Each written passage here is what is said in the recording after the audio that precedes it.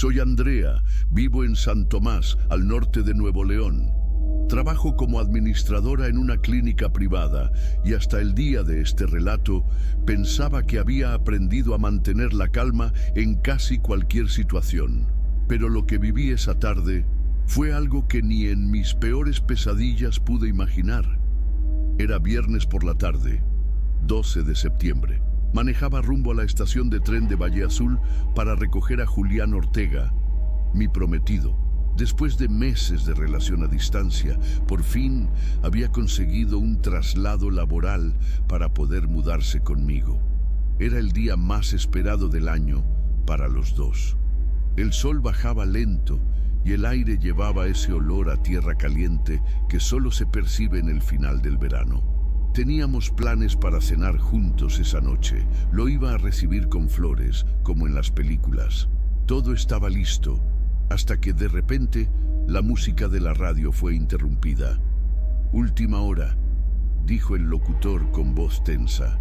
Se reporta un fuerte accidente ferroviario en la línea regional entre Cuenca y Valle Azul.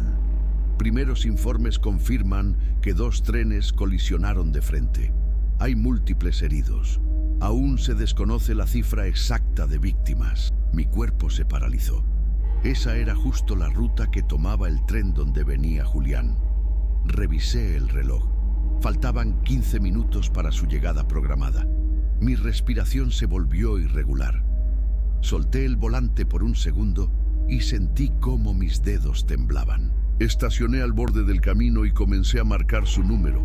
1 vez, 2, 3, nada. Solo buzón de voz. Volví al coche y aceleré hacia la estación. Pero mientras más avanzaba, más fuerte latía algo dentro de mí. No era ansiedad, era miedo. Ese miedo seco, directo, que te dice que algo muy malo está por pasar. Cuando llegué, la estación estaba rodeada de patrullas, ambulancias y cintas amarillas. Nadie entraba, nadie salía. Los agentes no dejaban pasar a nadie, ni siquiera a los familiares. Vi a otras personas llorando, gritando nombres, buscando desesperadamente información, pero todo era confusión. Intenté preguntarle a un paramédico si sabían algo del tren 644. Me ignoró por completo. Un oficial me empujó hacia atrás con gentileza, pero firmeza. Señora, tiene que esperar, me dijo. Yo solo queria saber si Julián estava bem. Se você é apaixonado por histórias como essa, se inscreva, ative o sino e diga nos comentários qual foi sua pior experiência na vida. O que vivi naquele dia mudou completamente a forma como eu entendo a vida e a morte. Porque no momento em que a esperança começa a desmoronar, algo aconteceu. Meu telefone tocou. Era ele, Julián. Cuando vi su nombre en la pantalla de mi celular, sentí que se me encogía el pecho. Contesté sin dudar, gritando su nombre con la voz quebrada. Pero al otro lado no había nada, solo un ruido bajo como estática, como si el viento soplara dentro de una cueva. No escuché gritos, ni llanto, ni siquiera un suspiro. Solo ese vacío eléctrico, ese murmullo distante antes de que la llamada se cortara. Intenté devolverle la llamada inmediatamente y otra vez, pero solo recibía el mensaje de que el número no estaba disponible. Pensé en todas las posibilidades. Quizás su teléfono estaba dañado. Tal vez él había logrado presionar el botón de llamada sin saberlo. No lo sabía. Pero esa llamada me devolvió una esperanza que no estaba preparada para abandonar. Me comuniqué de inmediato con su familia. Su hermana, su hijo mayor y hasta su exesposa estaban tan perdidos como yo. Decidimos dividirnos. Ellos irían a los hospitales más cercanos en Cuenca y yo intentaría entrar a alguno de los hospitales en Valle Azul, donde decían que estaban llevando a los heridos más graves. En cada lugar que entraba, mostraba su foto, repetía su nombre completo y su descripción física, pero en cada recepción encontraba el mismo gesto, una mirada agotada, un movimiento de cabeza y esa frase que me perforaba los oídos. Lo siento, no tenemos a nadie con ese nombre registrado. Cada minuto que pasaba, sentía que perdía el control. No había listas oficiales ni nombres confirmados, solo rumores, números vagos y gente llorando en los pasillos. En uno de los hospitales vi a un hombre con la cara vendada, murmurando cosas incoherentes. Me acerqué, convencida de que podría ser Julián, pero no era él, ni su voz, ni su estatura, ni su olor. Me alejé con el alma rota. Las horas avanzaban y la noche caía. La última noticia que teníamos era que el número de fallecidos aumentaba, pero nadie decía quiénes eran. Mientras tanto, la estación seguía acordonada. Algunos familiares fueron trasladados a un centro comunitario improvisado donde les daban agua, mantas y consuelo barato. Yo no quería consuelo. Quería a Julián. Volví a llamar su número y otra vez entró directo a buzón de voz. Entonces, mientras esperaba en una sala llena de rostros cansados y ojos vidriosos, recibí una segunda llamada de su número. Esta vez no estaba sola. Su hermana también la recibió, y su hijo, todos al mismo tiempo. El silencio se volvió más denso. Aquello ya no era una coincidencia, no podía ser. Nos miramos a través de la pantalla del celular sin saber qué decir. Nadie podía entender lo que estaba pasando, pero una cosa era segura. Julián estaba intentando comunicarse, o al menos eso queríamos creer. Esa segunda llamada fue todavía más desconcertante que la primera, porque esta vez no fui la única. Su hijo me escribió enseguida: «Mamá, ¿también te llamó el papá?». Le respondí que sí, con los dedos temblando. No había forma de entender cómo un número supuestamente fuera de servicio podía seguir llamando a 3 personas al mismo tiempo. Volví a contestar, y como antes, silencio. Pero esta vez, ese silencio venía acompañado de algo más, un eco extraño, como si alguien caminara sobre grava o entre estructuras metálicas, el tipo de sonido que uno esperaría escuchar en un lugar colapsado. Cerré los ojos. Traté de escuchar más allá, pero otra vez se cortó. Intenté devolver la llamada en ese instante. Nada. La misma grabación automática. Este número no puede recibir llamadas en este momento. Ahí fue cuando algo cambió en mí. La desesperación dio paso a una especie de certeza. Sentía que Julián estaba en algún rincón, sin poder hablar, pero intentando llegar a nosotros como podía. No era producto del azar, no era una señal técnica, era él. Tenía que serlo. Llamé al centro de emergencias y pregunté si podían rastrear la ubicación del celular. Me dijeron que no estaban autorizados a compartir esa información, que esperara como los demás. No me resigné. Fui hasta la estación de policía municipal, pensando que alguien allí me ayudaría. Pero solo recibí miradas evasivas y excusas burocráticas. Las horas continuaban arrastrándose, cada llamada nueva era idéntica, su nombre en la pantalla, la línea abierta, pero nada más. Lo más inquietante de todo era que nunca llegaban a horas regulares. A veces pasaban 20 minutos entre una y otra, a veces 1 hora. Era como si el teléfono eligiera cuándo hacerlo. En uno de esos intentos me atreví a hablarle como si me escuchara. Le dije que aguantara, que ya lo estaban buscando, que no soltara el teléfono, que si podía hacer otra llamada lo hiciera y que estábamos todos con él. Luego colgué. Me quedé mirando el celular, sin lágrimas, sin fuerzas. Minutos después recibí una notificación. Su hermana también había recibido otra llamada, la misma estática, el mismo silencio. Los mismos segundos exactos antes de que colgara. En un momento de impulso, abrí el historial de llamadas y conté. Ya eran 9 desde su número en menos de 5 horas. Todas sin voz, todas sin respuesta. Alguien a mi lado murmuró que quizá era una broma cruel, pero eso era imposible. Nadie sabía con certeza en qué tren venía Julián, salvo nosotros. Y ni siquiera se había confirmado oficialmente su nombre entre los pasajeros. Nadie externo podría estar haciendo eso. No sabíamos qué pensar, pero empezábamos a notar un patrón. Las llamadas no eran aleatorias, solo llegaban a los más cercanos, a quienes él más amaba. Y eso fue lo que más me estremeció. A medida que la noche avanzaba, las llamadas se volvieron más frecuentes. Para ese momento, ya habíamos contabilizado 14 en total. Mi celular, el de su hijo, el de su hermana y hasta su exesposa, todos comenzamos a recibirlas de forma escalonada. Era como si el teléfono de Julián siguiera funcionando por voluntad propia, eligiendo cuidadosamente a quién marcar. Pero había algo aún más inquietante. Nunca se repetía una llamada a la misma persona seguida. Era como un circuito cerrado, como si siguiera un orden invisible, uno que solo él conocía. En un momento, su hermana contestó llorando. Me lo contó después. Dijo que mientras sostenía el celular contra su oído, sintió un cosquilleo en el brazo, como una corriente leve, y escuchó un murmullo apenas perceptible, algo parecido a un jadeo, como si alguien intentara hablar pero le faltara el aire. Yo no sabía qué pensar. Cada testimonio era distinto, pero todos compartían la misma atmósfera. No había lógica, no había explicación técnica que nos calmara. Intentamos apagar nuestros teléfonos por unos minutos.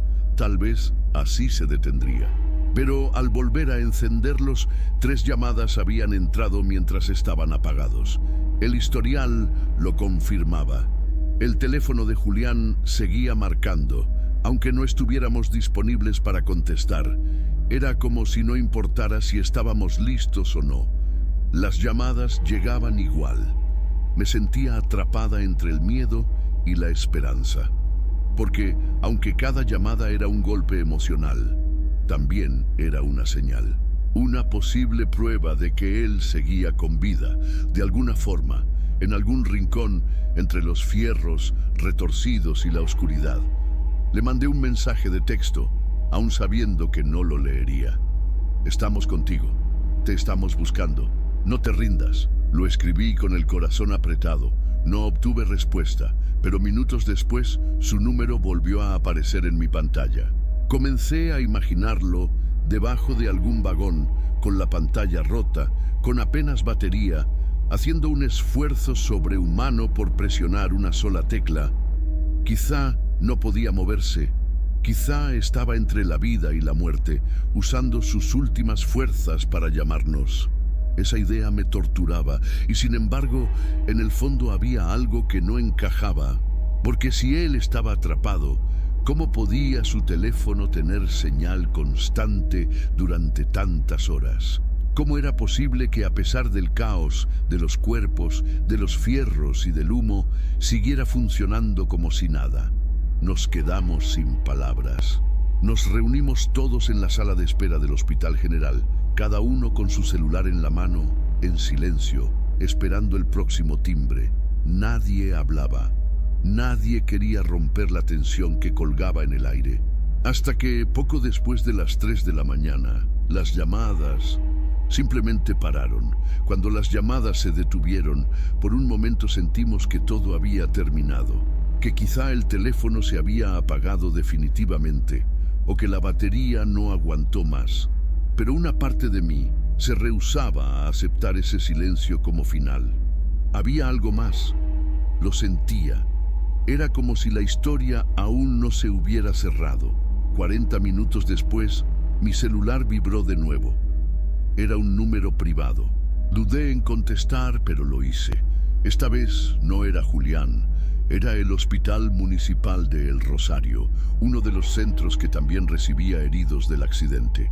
Me dijeron que no tenían registro de ningún Ortega entre sus pacientes, pero que habían encontrado una mochila con documentos de una persona que coincidía con la descripción que di horas antes.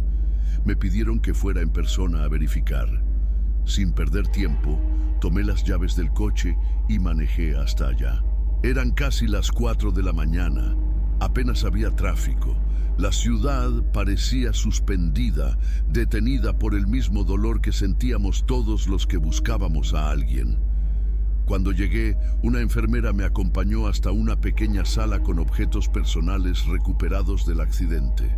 Había mochilas, celulares rotos, zapatos sueltos, todo desordenado, lleno de hollín y sangre seca. Y ahí estaba, una mochila negra con una pequeña etiqueta de equipaje. Tenía su nombre escrito a mano, J. Ortega. La abrí con manos temblorosas. Dentro había una camisa, un libro, su billetera y un paquete de chicles que siempre llevaba. Era de él. No había duda. Salí de ahí tambaleando, pero antes de irme, le pregunté a la enfermera si con esos objetos había llegado algún teléfono. Ella negó con la cabeza. Me aseguró que cada objeto fue etiquetado cuidadosamente. Ningún celular. Esa ausencia me perforó, porque hasta hacía poco su número seguía marcándonos. ¿Cómo podía ser que el celular no estuviera con sus cosas? ¿Dónde estaba entonces? Regresé al centro de coordinación donde estaban los otros familiares. Todos nos veíamos agotados, ojerosos, sin palabras. Su hermana me contó que había recibido una última llamada antes de que yo me fuera. Pero esta fue distinta. Era como si alguien hablara muy bajo, como si pronunciara mi nombre. Me dijo, no entendí bien, pero sentí que era él. Eso me dejó helada, porque durante una de las llamadas que recibí horas antes, también tuve la sensación de que una voz intentaba salir.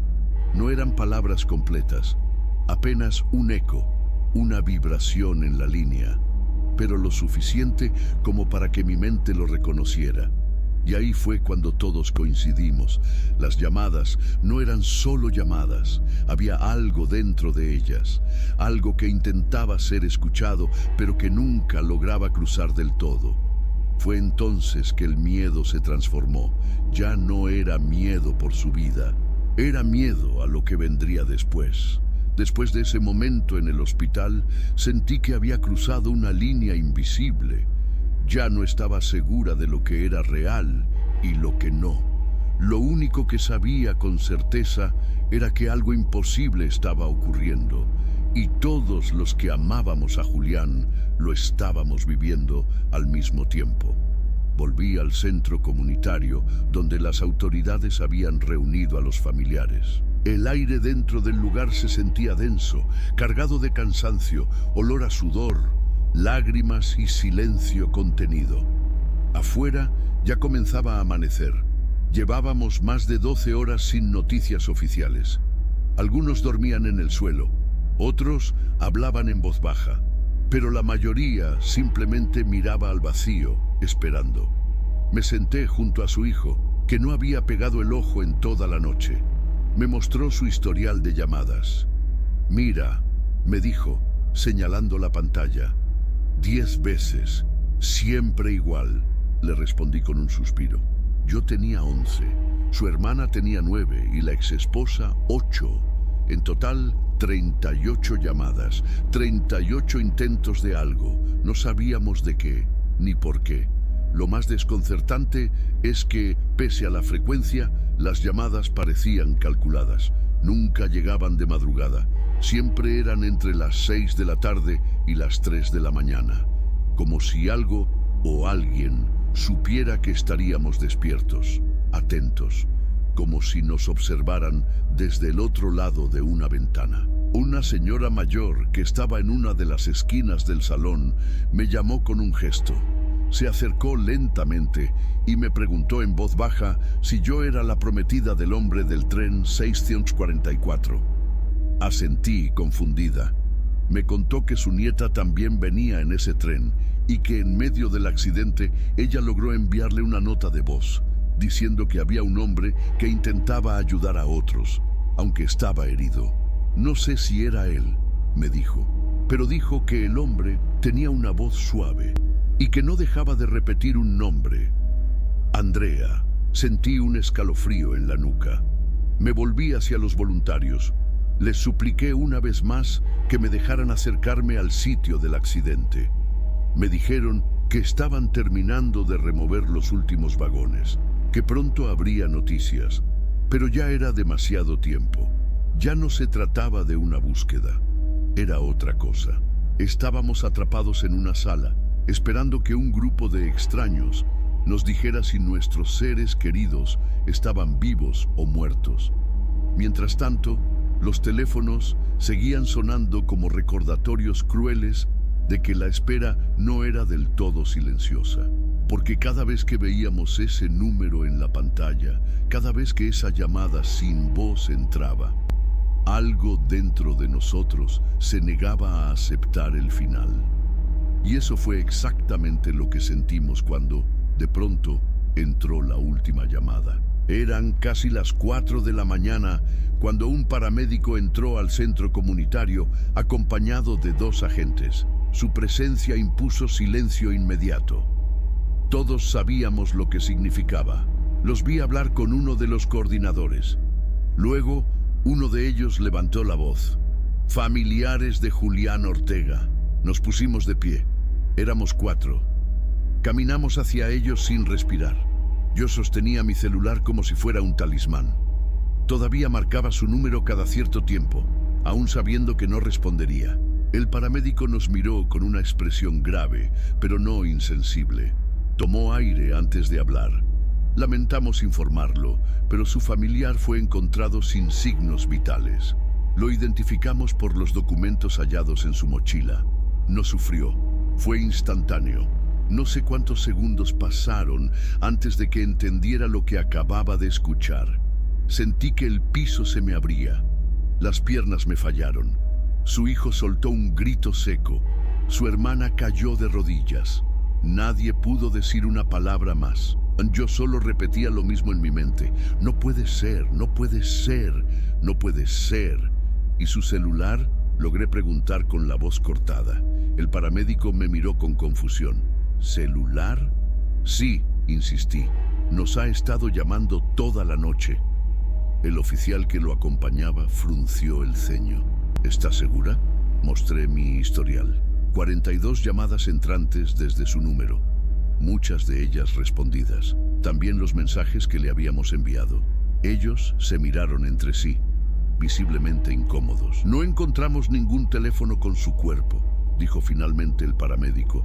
Y eso es algo que aún no entendemos. Revisamos todos los restos.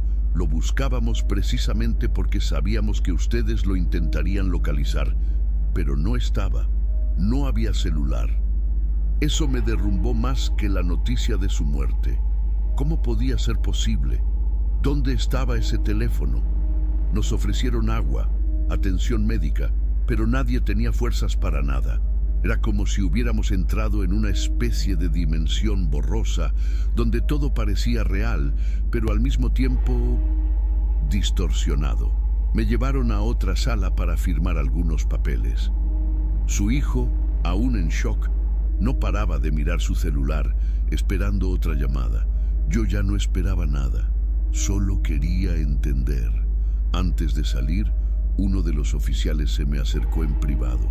Me dijo en voz baja: sé que esto suena extraño, pero no es la primera vez que pasa algo así. No lo divulgamos, pero en otros accidentes también hemos visto cosas fuera de lo común con los teléfonos, como si algo persistiera por unas horas. No supe qué responder. No sabía si me estaba consolando o advirtiendo. Salí de ahí con la cabeza nublada, con la noticia que más temía confirmada y con una nueva pregunta que no me dejaba en paz. ¿Dónde estaba el teléfono de Julián? Después de salir del centro comunitario, el cuerpo me pedía descanso, pero la mente no me dejaba. Julián estaba muerto. Eso ya era un hecho. Y sin embargo, seguía habiendo una pieza que no encajaba, un ruido constante en el fondo de todo, su teléfono, o mejor dicho, la ausencia total del mismo. Me aferré a ese detalle como si se tratara de una hebra suelta en una historia mal contada. Fui a buscar respuestas. Visité el hospital donde se encontraban los objetos personales de las víctimas. Revisé cajas, bolsas plásticas, mesas llenas de pertenencias, relojes rotos, anillos torcidos, lentes sucios, todo clasificado. Pero de su celular, nada. Un técnico de emergencias me confirmó que registraron todos los dispositivos recuperados, algunos inservibles, otros aún funcionales, pero ninguno con ese número que me da, me dijo revisando sus listas. Era como si el aparato hubiera desaparecido del mapa. Volví a llamar a su número, aún sabiendo que probablemente ya no sonaría. Esta vez no entró a buzón. Solo marcaba y marcaba, hasta que se detenía sin explicación. Pensé en pedirle ayuda a la compañía telefónica. No fue fácil. Tuve que insistir, enviar documentos, mostrar mi relación con Julián. Finalmente me dieron acceso a parte del registro de actividad. Lo que descubrí me dejó helada. Las llamadas no salieron de una sola ubicación. Las primeras, entre las 6:40 p.m. y las 9:00 p.m., se originaron cerca del lugar del accidente. Eso era esperable. Pero luego, entre las 11:00 p.m. y la 1:30 a.m., hubo actividad registrada desde una zona a más de 5 kilómetros de ahí. Una zona que ni siquiera había sido evacuada aún. Una zona a la que ningún rescatista había tenido acceso en ese momento. ¿Cómo se había movido el teléfono hasta allá? ¿Quién lo llevó? ¿O nunca estuvo realmente en el lugar donde lo esperábamos? La compañía no tenía más respuestas. Solo datos fríos, números, coordenadas, marcas de tiempo. Ninguna explicación lógica. Cuando pregunté si era posible que se tratara de una suplantación de número, me dijeron que no. Las llamadas salieron legítimamente desde el dispositivo asignado a ese chip. Los días siguientes fueron un desfile de hipótesis sin resolver. Algunos dijeron que tal vez alguien más había encontrado el celular y lo manipuló. Pero eso no explicaba por qué solo llamó a los contactos más cercanos, ni por qué nadie escuchó voz alguna, ni por qué el aparato jamás apareció.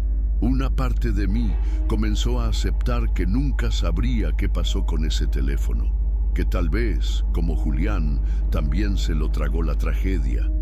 O tal vez, solo tal vez, sirvió como un último canal entre él y nosotros. Porque a veces, los objetos más simples se convierten en testigos de lo inexplicable. Y eso se volvió aún más evidente cuando, al revisar el historial una última vez, noté que la última llamada recibida fue exactamente a las 3:07 a.m., una hora antes de que confirmaran. Después de todo lo vivido, las últimas llamadas dejaron una especie de vacío difícil de explicar. Eran las 3:07 a.m. cuando llegó la última. Luego, nada. Silencio absoluto. Ningún número oculto. Ningún intento más. Como si algo hubiera sido cortado de golpe. Y aunque en apariencia eso debería haber traído alivio, lo único que provocó fue una sensación de desconexión total. Como si Julián, o lo que quedaba de él, hubiera desistido de comunicarse. Como si, de alguna forma incomprensible, se hubiera rendido. Yo no podía, no todavía. Volví a la empresa de telefonía, buscando detalles más técnicos. Les pedí las torres de transmisión activadas durante cada llamada. Una empleada, visiblemente incómoda con el caso, me mostró un informe. Las primeras señales provenían de la zona del impacto, pero las últimas eran erráticas. Algunas desde áreas rurales sin cobertura total, otras desde zonas donde ni siquiera había caminos habilitados. Cuando le pregunté si eso podía deberse a una interferencia o a un error de geolocalización, me respondió sin mirarme: hemos visto casos de mal funcionamiento, pero nunca con llamadas activas, mucho menos tantas y con tal regularidad. Decidí ir por mi cuenta a una de esas zonas marcadas. Era una especie de barranco cerca de un arroyo seco. Lo recorrí bajo el sol de la tarde, con los pies enlodados y el corazón encogido. No encontré nada, por supuesto, ni rastros, ni pertenencias, ni señal. Solo el sonido del viento y unos insectos que no dejaban de zumbar. Me senté en una roca, abrí el historial de llamadas y volví a repasar cada número, cada hora, cada intento. Traté de encontrar un patrón, una señal oculta entre los minutos y los segundos, pero todo lo que tenía eran registros mudos y un teléfono que ya no sonaba. En casa, durante la noche siguiente, dormí con el celular bajo la almohada. No quería perder la oportunidad si volvía a sonar, pero no lo hizo. Pasaron días, luego semanas. Nada. La hermana de Julián dejó de hablar del tema. Su hijo cambió de número. La exesposa pidió que no le mencionáramos más lo ocurrido. Era como si cada uno intentara enterrar esa parte con más fuerza que la noticia misma de su muerte. Pero yo no podía. Para mí, lo que ocurrió con ese celular fue más perturbador que el accidente en sí. Porque el accidente fue una tragedia. Terrible, sí, pero explicable. Lo del teléfono, no. Lo del teléfono fue otra cosa. Algo que nadie pudo ni quiso explicar. Y a veces el miedo no nace de lo que vemos, nace de lo que no entendemos, de lo que no se puede encajar en una lógica, de aquello que por más que lo intentemos, se escapa de toda razón. Porque aunque Julián ya no esté, su número sigue registrado en mi lista de contactos. No lo borro, no puedo. Y aún hoy, cuando suena el teléfono en la madrugada, mi corazón se detiene por un segundo. Han pasado varios años desde aquella noche en la que la vida me cambió para siempre. A veces, cuando la casa está en silencio y el reloj marca las 3 de la madrugada, vuelvo a pensar en esas llamadas, en cómo un simple celular fue capaz de unirnos por última vez en medio del caos. He contado esta historia muchas veces y cada persona tiene una teoría diferente. Algunos dicen que fue una coincidencia tecnológica, un fallo del sistema, una reacción tardía del dispositivo tras el impacto. Otros creen que alguien encontró el teléfono y, por razones que no conocemos, decidió jugar con nuestro dolor. Pero ninguna de esas teorías explica lo que vivimos, porque las llamadas no fueron al azar. No llegaron a desconocidos, solo a quienes estábamos emocionalmente más ligados a Julián. No hubo voces claras, pero sí señales. No hubo palabras, pero sí presencias. Y el aparato simplemente nunca apareció. Una vez, un conocido me sugirió que tal vez era una forma de despedida. Que en ciertos momentos extremos, cuando algo se rompe entre este mundo y el otro, ocurren cosas que no podemos explicar. No supe qué responderle, no porque no creyera en esa posibilidad, sino porque me dolía aceptar que tal vez eso fue lo que realmente pasó, porque en el fondo siento que esas llamadas fueron su forma de sostenernos, de hacernos saber que no se fue del todo, que aunque su cuerpo ya no estaba, su intención de mantenerse cerca persistió por unas horas más. Desde entonces he cambiado de número, pero aún conservo su contacto guardado en mi teléfono viejo. A veces lo enciendo solo para ver su nombre ahí. No lo borro, no puedo. Me da una paz extraña saber que, aunque no suene, sigue existiendo una conexión mínima, aunque sea simbólica. No hay día que no lo recuerde, no hay momento en que escuche un tren pasar sin que se me erice la piel, y sin embargo no me arrepiento de nada. Lo amé con todo lo que tenía. Y en ese amor, quizás, se escondía el canal por el cual logró llegar a nosotros una última vez. Muchos dirán que todo fue producto del estrés, del duelo, de la necesidad de aferrarse a algo, que nuestra mente construye explicaciones donde no las hay. Tal vez tengan razón, tal vez no, pero lo cierto es que hasta hoy nadie ha podido explicar cómo fue posible. Cómo un número marcado tantas veces después de su muerte dejó una huella tan profunda en cada uno de nosotros. No busco respuestas, solo agradezco haber tenido ese último contacto, por breve, por incompleto, por incomprensible, porque a veces lo más real no es lo que podemos tocar, sino lo que se nos queda grabado para siempre en el silencio de una llamada.